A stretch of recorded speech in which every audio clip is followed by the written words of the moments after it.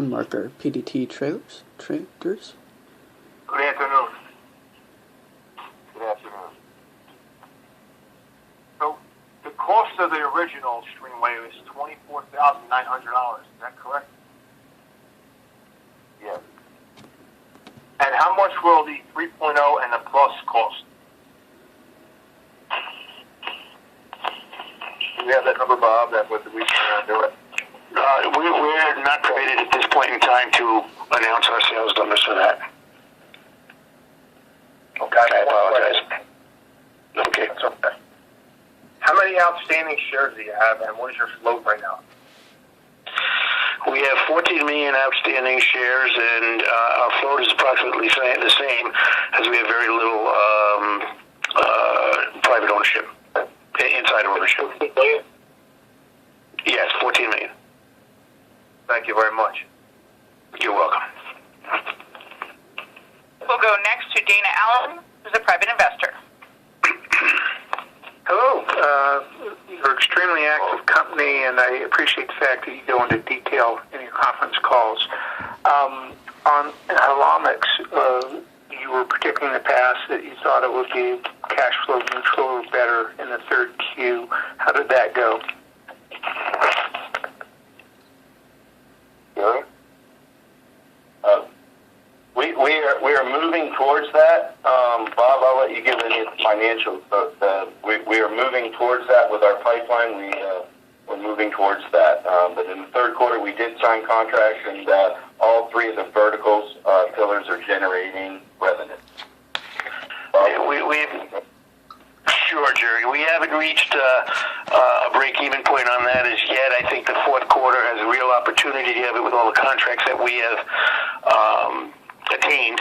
So I think we've seen some good progress in the third quarter. We're not there yet. Okay. And on the share count that you gave to the other caller, is that fully diluted at approximately 14 million? Yes, it is. Okay. And on the merger, do you have the votes lined up? That there's quite common in mergers that the company sort of lines up the votes before they do the deal. Do you have that lined up at this point? Call may I answer, or do you wish to? We do have a proxy solicitor that we have hired, that we've used in the past, Reagan and Associates, that are working on our behalf to line up these votes. Okay. When would the vote be? Has that been set yet on the date? No, it hasn't. We have filed our S4, and we've received back communication from the SEC, which is going to include some comments. We will receive those comments sometime right after Thanksgiving. We will then immediately try to file an amended S4. At that point, knowing where we stand with the comments to the SEC, we will be able to put a date for the votes. Okay. And on this $2,500 kit for ovarian cancer, that's something new that you announced today. Is that correct? Yeah. Yes. Correct. Okay. Yeah, I hadn't heard about that before. And on that, who would be buying that? Who's the target? Are you on the phone, Richard? Yes, he is, Carl. Yeah. Yes, I am. Hi, this is Richard Gabriel. I'm on the board of directors of Precision Therapeutics, but I'm also responsible for building the business. It would be our CRO customers. We actually would share customers with Holomics. So it's the kit portion of it is separated from what they currently are doing. Okay? But it's an add-on to it. So we actually become part of a CRO offering. Does that answer your question? Maybe it was something new, but is this something that you could sell today? Is it available already? Yes, the kit's made. Yes. Okay, good. Have you had any sales on it yet? Literally, the kit was made just last month, so we haven't contacted clients early early adopters is what we're looking for.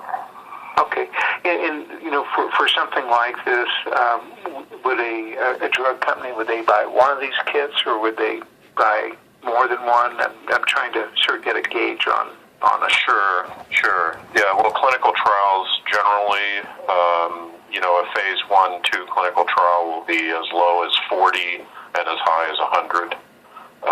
Phase 2s are usually in the 300 to 500, maybe 600 range. And phase 3s are much larger. So the number keeps going up. So if Pfizer or whatever wanted to use this kit, they probably end up, by the time they get to phase 3, to buying well over 1,000 of these. If I remember your numbers correctly. Well, not necessarily that many, because the kit is a discovery kit. So if they're screening the patients, new patients coming in, and they find a new patient paradigm, they're going to want to know what that is. So it may be a number between, somewhere between, over the course of a drug, probably 200 to 700 kits for the first kit. The second kit would probably use all of them, and then the third kit will leads into the gene screening and compound dilution and compound screening that is available at Holomics. Okay, good. Dana, Dana, this is Bob Myers. I just want to make sure you realize that this is these numbers that are coming from Richard are in his experience. He's had a great deal of them, but are not prognostications that we're making. Yeah. No, absolutely not. Fine. These are, I've been in the drug business since 1984, so. Good. And actually, when I was asking about the shares, I missed one question, so this will probably go back to Bob. If the Holomics deal is finalized, then what would you expect the share count to be? I think the share count would be, just double up my head for a moment, bear with me, 14 million. Which is fine, doesn't have to be 14, probably in the neighborhood of 26 to 27 million shares. That was roughly my guess. Okay, good. And let's see, do you expect the current loss that was in the third quarter, do you expect that to continue about this rate, or were there some exceptions in the quarter? No, I don't expect it to continue at this rate. There's a lot of paper loss in the quarter, including the equity method loss that we have to take on Holomics. It was total 646 and a total 16 in total. So that brings us up, and then there's various things that we have in terms of investor comp expense and option expense. I think that as our sales ramp up, specifically next year with such promise that we've now received from our Medica conference in Europe, that I think that will turn around. Okay, good. And I'm wondering if I heard it correct on this deal that you just announced today with the 100,000 outfit in UK. Did I hear right that this gives your company the ability to do DNA sequencing, with their equipment? Did I hear that right? Jerry speaking. Thank you. It doesn't give us the access of doing the DNA sequencing. It gives us the access to over 500 ovarian cancer cases right now that are full sequence data with healthcare records. But as we go forward with them, initially it's ovarian cancer, but as we go forward, we will have additional collaborations with them as we use that biobank. But the exciting part about us is we have access to 500 additional ovarian cancer cases that are full sequence data and have healthcare records. So that just fills into what we already have, and we continue to build that. And we use that data to train the D-chip on a deeper set of genomic data, which will allow us to fill in the gaps where we don't have that specific data.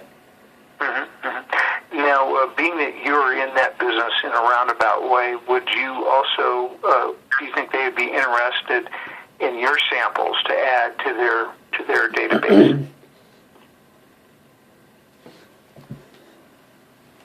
Not really. I think at the end of the day, it's filtering into our D-chip and to train our D-chip, which is our machine learning program going forward. I mean, I'll never say never, but really it's to fuel our engine, as I like to say, going forward. Mm-hmm. Okay. Good.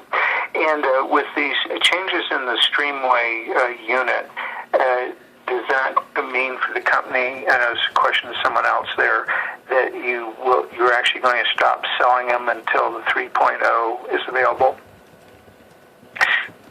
No. We're not going to stop selling our Generation 2.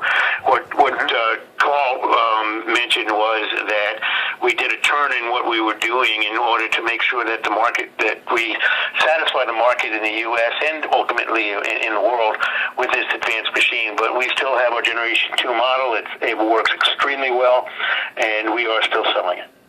Okay, gotcha. And then I heard about that there was some contractual things done on the international side on the Streamways that, if I heard it right, that you had like 100 guaranteed sales. Can you expand on that a little bit? Is that pretty much guaranteed that you'll get those 100 sales? 18 and 17. I don't know that I would say that, because sometimes distributors promise but don't deliver. But we have a lot of enthusiasm. So we're going to assume for the moment, for conversation's sake, that yes, these are going to be firm orders. A couple of them have guaranteed them. Most of them are I would say guesstimates at best. But they've heard us that they're going to sell that many. Okay.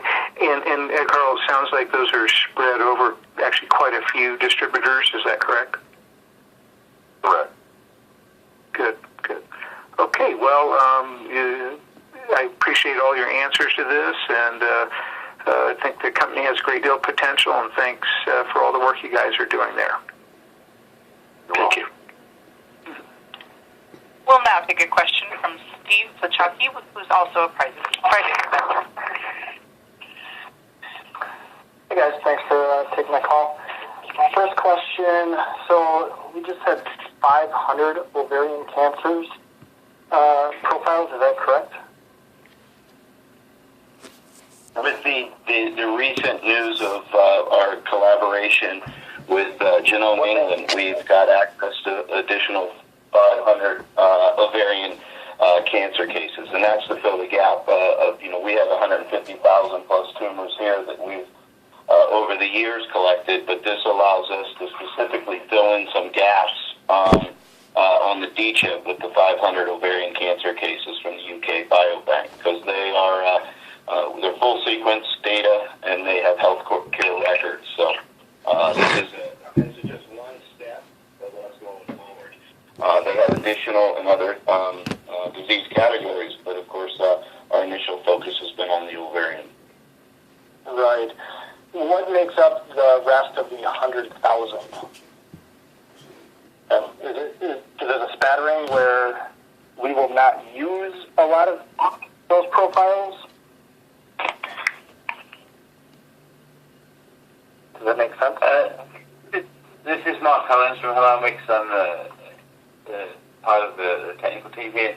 So the 100,000 Genomes project in the UK, for which we collaborated with, has about 20,000 at the moment, about 25,000 cancer cases spread across, all kinds of different cancers. We happen to, as Jerry said, focusing on the 500 ovarian cancer cases that are there. There's also a large rare disease element, as well as chronic diseases such as, cardiovascular, diabetes, cardiovascular disease as well. And so this is a project, this is the first phase of a project of Genome England to basically sequence everyone in the UK and provide that data for use by pharma and diagnostic companies and companies like us to drive new precision therapies, diagnostics, and so on. And it's important to realize that, we have our base of 150,000 plus tumors here that we've built out. There's about 35,000 ovarian cancer as Mark and I alluded to, it's going to give us a deeper set of genomic data to continue to fill the gaps. I mean, one of the things that we've approached on our 3 integrated business pillars is our precision oncology insight business, and that brings in a new tumor every single day. And that adds to our D-chip and our database going forward. So these type of collaborations, especially this one, has really ramped up what we have, and we're extremely excited, as you can hear in our voices today. Yeah, no, I definitely think it was very good news to see this morning. It just kind of threw me for a loop when you said 500. It's like 500, but it's 100. Yeah. So, okay. Yeah, it's a good filter. It gives us that, as I said, it's the quality of the samples that we're getting in terms of the full sequence data and the healthcare records to go forward. So it's really the quality of that information, that data that we're getting to add into our already D-chip that we're building on. How much more investment is required to make tumor genesis fully functional?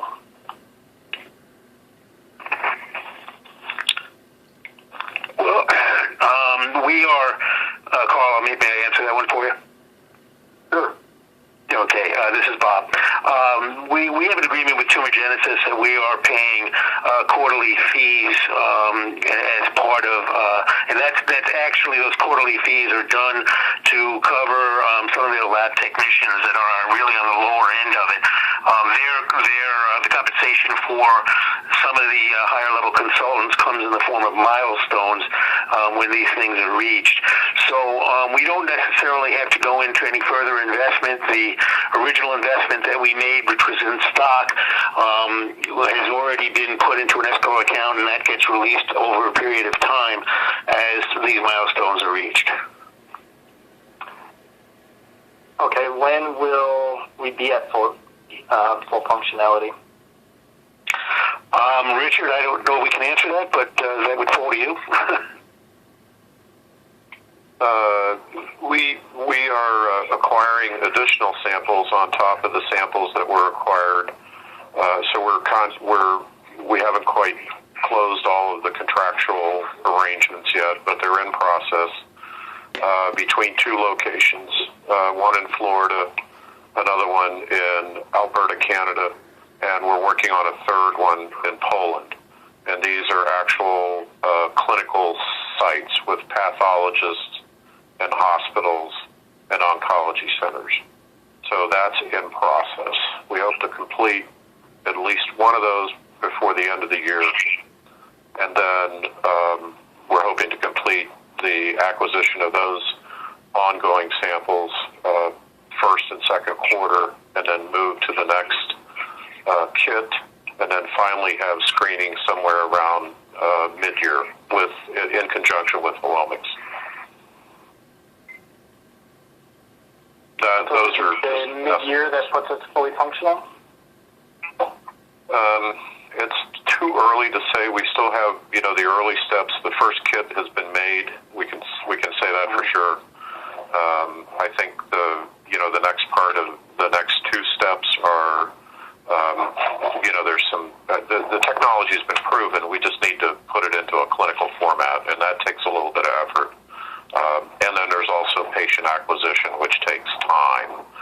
There's a lot of bureaucracy, and the HIPAA rules on patient privacy are very stringent, and it's very difficult to get a hospital to sign off on it. So we're working through all that. Okay. The bridge one that we received here in Q3, so to receive the rest, the deal has to be completed by the end of the year? Is that correct? One milestone for one of the milestones. Then it's a portion. It's portioned out based on the various milestones.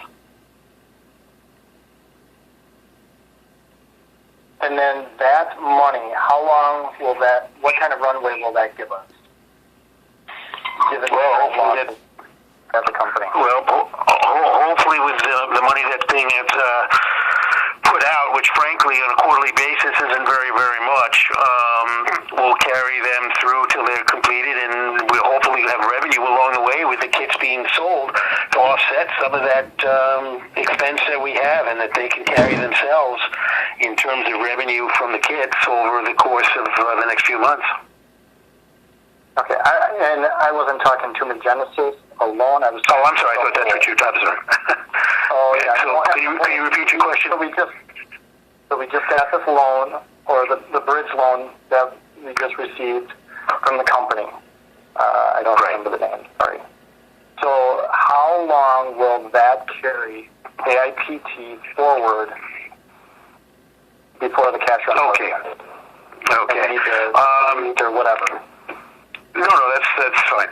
I expect it will be carried through at least until January, when the merger hopefully will conclude.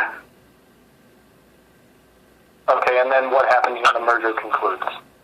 Well, how do you have more cash?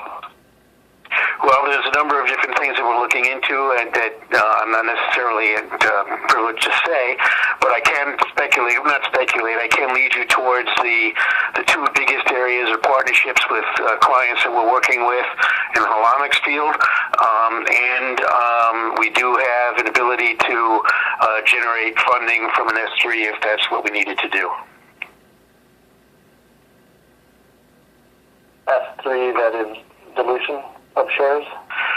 That would be some dilution of shares, but move towards the process of getting us in a position to complete some acquisitions and things that will make the value of our shares that much more important. Okay, so those acquisitions, that's what the ask from $50 million to $100 million is? That's correct. Okay, so some of that would be private placement investors, some of that would be acquisitions? More towards acquisitions. I can't speak of private placement or anything of that nature because it's speculative and it's not permitted. Please bear in mind we're also under a 425 rule. We'll now go to the next question from Daniel Watkins, private investor. Hi, I heard in the call that some hospital systems or large hospitals were interested. Did those include large networks such as Kaiser Permanente, Providence Health, etc.? What's that? Yes, sure. Yes. And also, do they anticipate? Are they going to buy a lot immediately? I should rephrase that question. Do they? Yeah, are they going to buy many immediately, or put it on a trial basis once you re-engineer the product with 3.0, or map it out or enroll it immediately? Does that make sense? Well, it's all over the map, but generally hospitals are conservative, and so they'll start out slowly, and then they'll ramp it up once they're satisfied with it. And some buy a lot. We've had some that have bought 4 or 5 machines at a time. So I see. it varies depending on the system. Yeah. We do not, Carl, if I may add, we do not have to moderate the rollout of the 3.0. We already have a number of hospitals that we are selling or attempting to sell for the Generation 2 model, and it's just a matter of picking up and taking a machine that's going to have even better features to it to try to close sales. Okay. And what would you say is the interest level of Streamway at this point with the large networks? Are they largely interested in replacing the large containers in surgery rooms, or more on a trial basis? Carl, go ahead. You were gonna. Well, I was just going to say that it's all over the map. Okay. But they have a strong interest in us, and we've always had a strong interest in our machine. It just sometimes takes a long sales cycle to get where we want to go. But once they start going, they're very happy and they order more.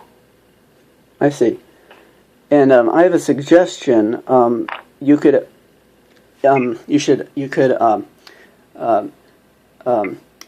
what's the right word? Have surgeons within the hospitals talk about the product to higher ups by posting in newsletters that surgeons read and doctors read, so then they could ask their bosses to look into the systems themselves?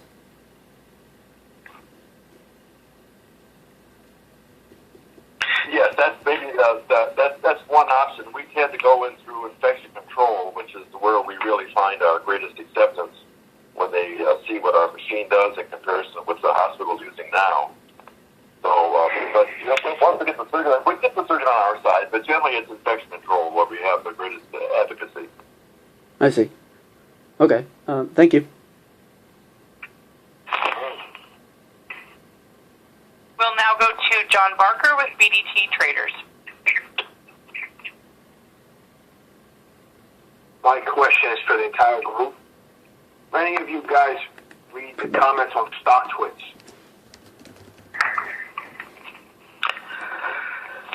Well, this is Bob. On occasion, I have looked on some of the comments at StockTwits, but naturally we can't respond to those.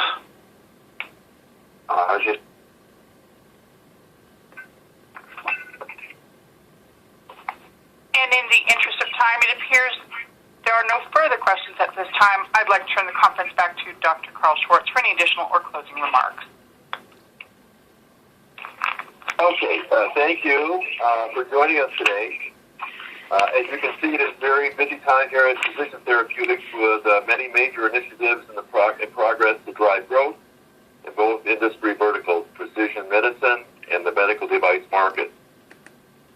Galway Medical has never been in a stronger position to secure sales. We've established a strong and growing network of sales hubs that encompass North America, Europe, Australia, and now Southeast Asia and the Pacific Rim. Already we are generating revenues from this network, which we believe will continue to ramp up as our sales teams advance the negotiations that we sign with additional independent distributors.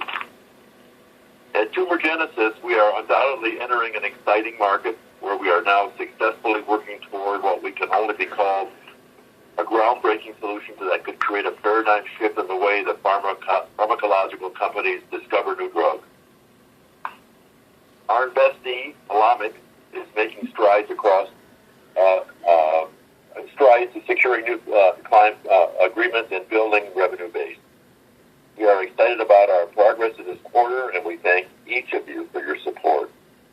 With that, I'll turn the call back to the operator to close the call.